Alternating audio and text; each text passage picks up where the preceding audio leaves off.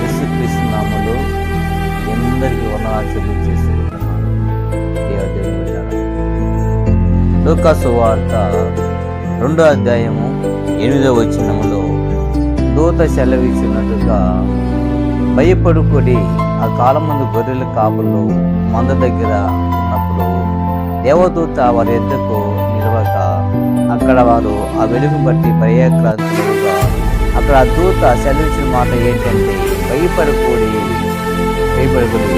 ప్రజలందరికీ కలుగుపోవు సంతోషకరం సువార్తమానము నేడు నేను మీకు తెలియజేస్తున్నాను.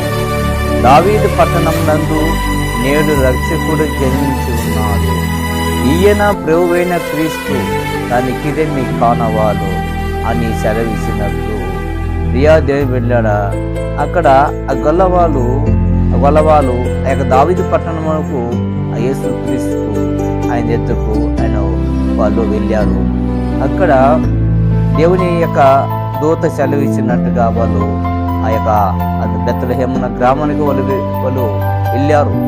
అక్కడ దైవ కుమారుడైన యేసు క్రీస్తుని, ఆ యొక్క పశువుల పాకులో ఉన్న ఆ యొక్క యేసు క్రీస్తు ఆయన కొరకు చూచుటకు వాళ్ళ కంచె బయలుదేరారు.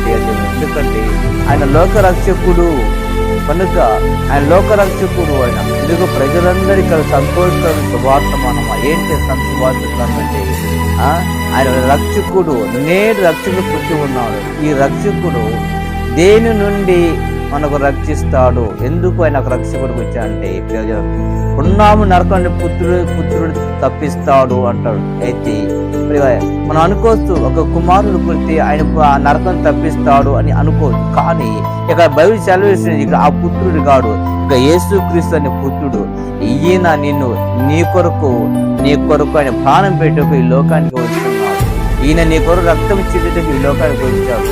నీ పాపాల నిమిత్తమే, శాపాల నిమిత్తమే, మన యొక్క ప్రతి యొక్క బలహీనతలు ఆయన పైన వేసుకున్నట్టుకు ఆయన ఈ లోకానికి వచ్చి ఉన్నాడు. సర్వశక్తి దేవుడు ఆయన ఈ లోకానికి వచ్చి ఉన్నాడు. కనుక ఆయన నామంలో ఎవరైతే మనం ఆయన ఒప్పుకుంటామో, ఇదిగో యేసు ప్రభువు, ఇదిగో నా కొరకు శిలువలో మరణించాడు, ఇదిగో నా కొరకు తన రక్తాన్ని కాల్చాడు అని ఎవరైతే తన నోటితో ఒప్పుకుంటారో వారికి దేవుడు ఆయన రక్షణ కలుగు చేశాడు. ఎవరైతే ఒప్పుకుంటారో వారి యొక్క పాపములు దేవుడిని క్షమిస్తానంటున్న ప్రియ దేవుని బిడ్డలారా, ఎవరైతే ఎంత ఘోర పాపనైనా ఆయన క్షమిస్తాడు.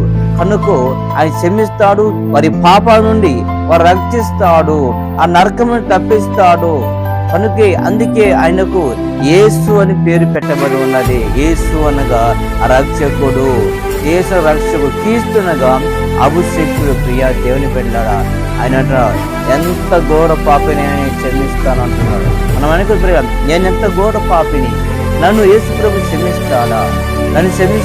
నేను భయంకరమైన పాపిని, నేను చాలా దుర్మార్గుని అనుకోవచ్చు. కానీ ఈ లోకంలో ఎవరు నీతిమంతుడు ఏ ఒక్కరు లేదు. కనుక నీతిమంతుడు దేవుడు ఒక్కడే, ఆయనొక్కడే పరిశుద్ధుడు కనుక ఆయన మన పాపాలు క్షమించుటకు ఆయనకు అధికారం కలిగి ఉన్నది. ఆయన పరలోకం భూమి మీదను సర్వాధికారము నాకు కలిగి ఉన్నది అంటున్నాడు.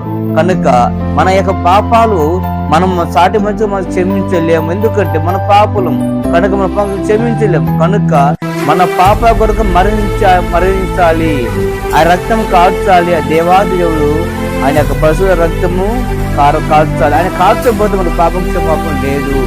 కనుక